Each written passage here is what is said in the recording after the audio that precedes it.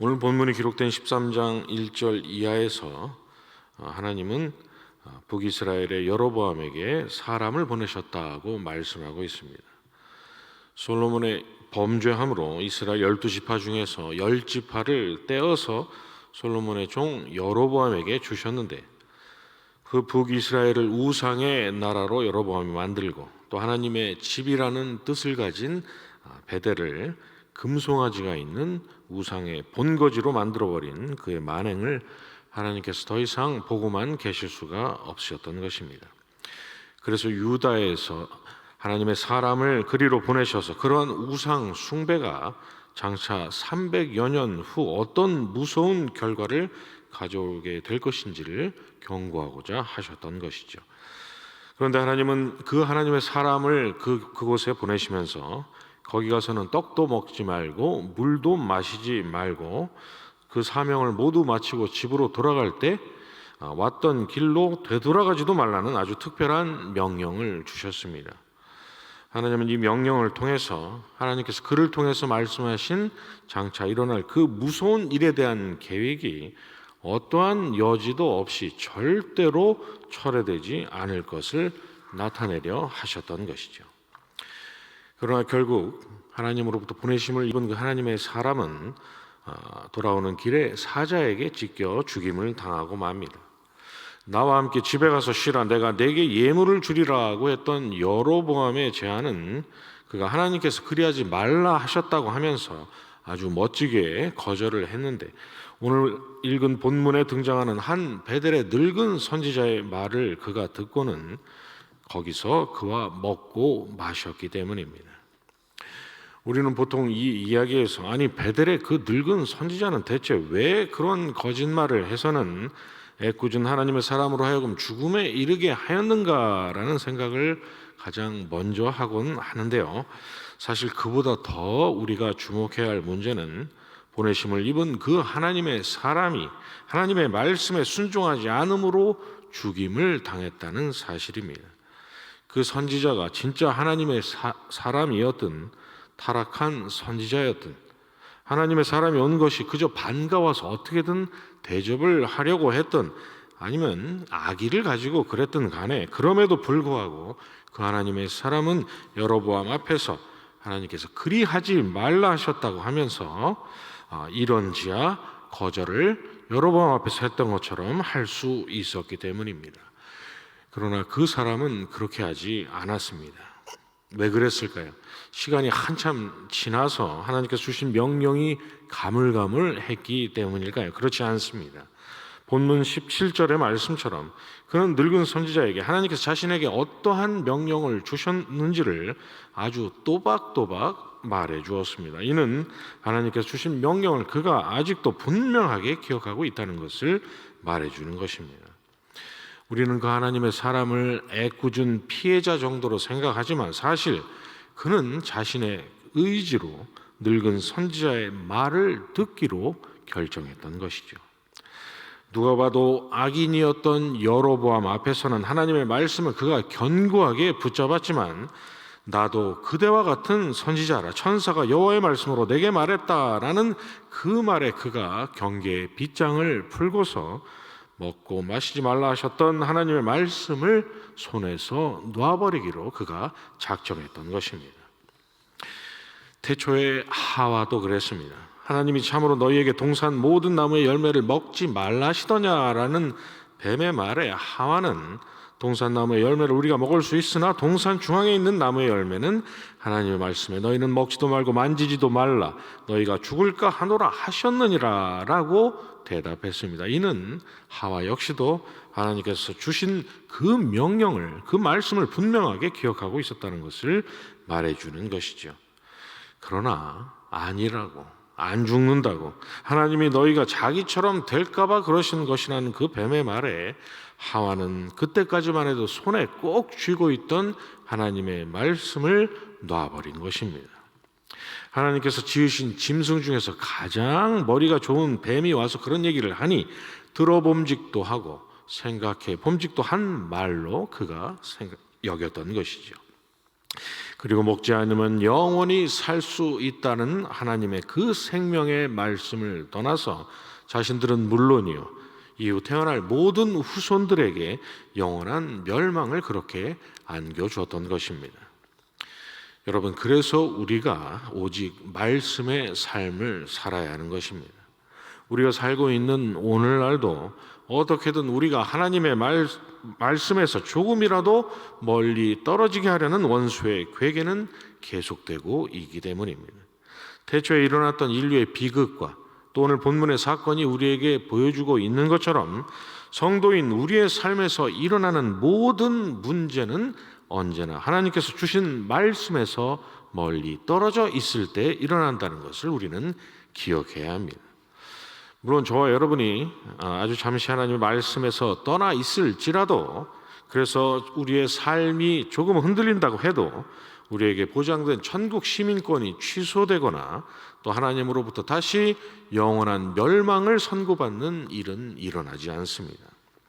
우리에게 약속된 천국의 소망은 저와 여러분이 아니라 우리 주 그리스도 예수의 공로에 근거한 것이요, 또 하나님께서 사도를 통해서 그 어떤 것도 저와 여러분을 그리스도 예수 안에 있는 하나님의 사랑에서 끊을 수 없다고, 그리스도 예수 안에 있는 생명의 성령의 법이 죄와 사망의 법에서 우리를 해방시켰다고 분명하게 선언하셨기 때문입니다. 그래서 원수와 그의 수하들인 각종 이단들이 마치 한날 모여서 머리를 맞대고 약속이라도 한 듯이 어떻게든 하나님의 말씀 곧 예수 그리스도를 믿어 영생을 얻었음을 믿는 구원의 확신에서 저와 여러분이 멀리 떨어지게 하는데 총력을 기울이고 있는 것입니다. 이미 성취하신 우리 주님의 공로 때문에 저와 여러분의 영혼을 멸할 수는 없지만 하나님의 말씀에서 조금이라도 멀어지게 할 수만 있다면, 그래서 저와 여러분으로부터 구원의 확신을 흔들 수만 있다면 이 땅에서의 우리의 삶을 얼마든지 멸망하는 자들과 같은 그런 비참한 삶으로, 성도로서 어떠한 생명력도 가지지 못한 죽어 있는 것 같은 그런 삶으로 만들 수 있다는 사실을 그가 알고 있는 것입니다. 그런데 문제는 그들이 이마에 나는 하나님의 원수라고 붙이고 다닌다면 참 좋겠는데, 또 우리에게 노골적으로 대놓고 나는 네가 하나님의 말씀에서 멀리 떨어졌으면 좋겠어 라고 말한다면 우리가 그 즉시 당장 꺼지라고 즉각 외면을 하겠는데, 그가 베델의 늙은 선지자가 그랬던 것처럼 나도 하나님의 사람이요 천사가 내게 말해 주었으니 한번 생각해 보라고, 태초에 뱀이 그랬듯이 나도 하나님께서 지으신 피조물이요 하나님께서 내게 특별하게 지혜를 주셨으니 내 말도 한번 들어보라고 자신을 광명의 천사로 가장하고 은근슬쩍 우리에게 다가온다는 것이 아니겠습니까? 바로 이것이 하나님께서 우리에게 생명의 말씀을 주시되 꿈이나 천사를 통해서가 아니라 문자로 고정된 성경으로 주신 이유인 것입니다. 혼자 고민하면서 끙끙 앓을 필요가 없이 우리가 모여서 머리를 맞대고 내 생각은 이렇다 저렇다 의논할 필요가 없이 언제는 원하면 펴서 그 말이 맞는지 맞지 않는지를 대보고 확인할 수 있는 정밀한 시금석이요 잣대를 우리에게 주셨다는 말입니다.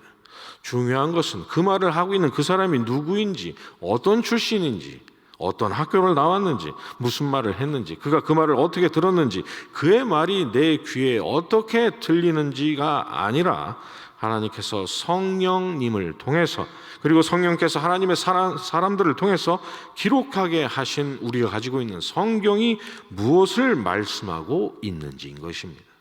레위기 10장에서 나답과 아비후가 하나님께서 명령하지 아니하신 다른 불을 여호와 앞에 들이다가 죽임을 당했던 것처럼, 갈라디아서 1장 8절이 그러나 우리나 혹은 하늘로부터 온 천사라도 우리가 너희에게 전한 복음 외에 다른 복음을 전하면 저주를 받을지어다 라고 말씀하고 있는 것처럼, 그가 누구든 그가 하는 말이 무엇든 하나님께서 성경으로 주신 말씀과 조금이라도 다르다면 고민하고 자시고 할 필요도 없이 그건 성도인 저와 여러분의 삶을 망치려는 독약과도 같은 것입니다.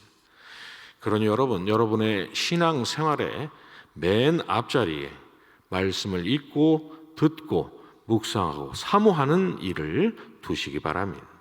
하나님의 말씀에 이 땅에서의 순례의 삶 전체를 거시라는 말입니다. 왜냐하면 거기에 예수 그리스도 안에서 보장된 저와 여러분의 영원한 소망이 있고, 그 소망을 가져다 주신 삼위일체 하나님의 은혜가 있고, 저와 여러분이 그 영원한 소망으로 들어갈 때까지 단 한순간도 중단되지 않으실 하나님의 전능하신 역사 전부가 다 담겨 있기 때문입니다. 그 놀라우신 은혜의 역사를 우리가 가까이 꼭 붙들고 있어야 원수의 그 음흉한 관계를 우리가 분별하고 저항하고 대항할 수 있기 때문인 것이죠. 그래서 에베소서 6장에서 사도가 마귀의 관계를 능히 대적하기 위하여 하나님의 전신갑주를 입으라고 하면서, 그런즉 서서 진리로 너희 허리띠를 띠고 의의 호심경을 붙이고 평안히 복음이 준비한 것으로 신을 신고 모든 것 위에 믿음의 방패를 가지고 이로써 능히 악한 자의 모든 불화살을 소멸하고 구원의 투구와 성령의 검 곧 하나님의 말씀을 가지라고 힘주어 권면을 했고, 그래서 시편 119편의 기자가 주의 계명들이 항상 나와 함께함으로 그것들이 나를 원수보다 지혜롭게 하나이다. 주의 법도들로 말미암아 내가 명철하게 되었으므로 모든 거짓 행위를 미워하나이다. 주의 말씀은 내 발의 등이요 내 길의 빛이니이다 라고 고백했던 것입니다. 이 감격스러운 고백이 여러분의 매일의 삶의 고백이 되시기를 바라고, 말씀 안에서 역사하시는 그 성령의 역사하시는 은혜 가운데서 흔들림 없고 생명력 있는 성도의 삶, 견고하고 실족하지 않은 참된 그리스도인의 삶을 넉넉하게 지켜나가시는 저와 여러분이 되시기를 간절히 소원합니다. 주님 가르쳐주신 기도로 새벽 예배 마치고 계속 기도하도록 하겠습니다. 하늘에 계신 우리 아버지여, 이름이 거룩히 여김을 받으시오며 나라의 임하옵시며 뜻이 하늘에서 이루어진 것 같이 땅에서도 이루어지이다. 오늘날 우리에게 일용할 양식을 주옵시고 우리가 우리에게 죄 지은 자를 사하여 준 것 같이 우리의 죄를 사하여 주옵시고 우리를 시험에 들게 하지 마옵시고 다만 악에서 구하옵소서. 대개 나라와 권세와 영광이 아버지께 영원히 있사옵나이다. 아멘.